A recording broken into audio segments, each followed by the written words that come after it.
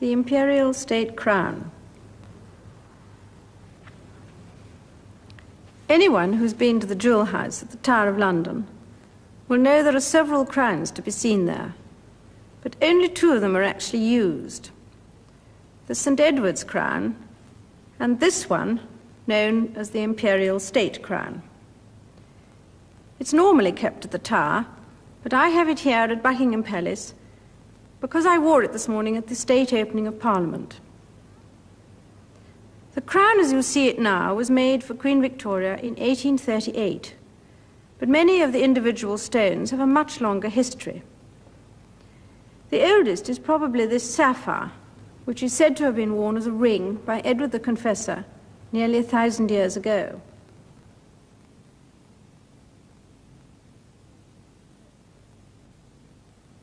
The pearls are said to have belonged to the first Queen Elizabeth. The story goes that this strangely shaped ruby was given to the Black Prince after a battle in Spain in 1367. I always like to think of it being worn by Henry V during the Battle of Agincourt.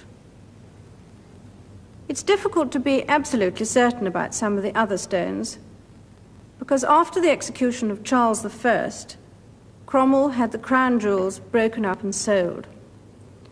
The Black Prince's ruby, for instance, was sold for £4, but it was returned to the crown after the restoration of Charles II. Most of the bigger stones have had adventures. According to tradition, this huge sapphire at the back was carried off in his pocket by James II as he went into exile in 1688. It was over 130 years before it was restored to the crown.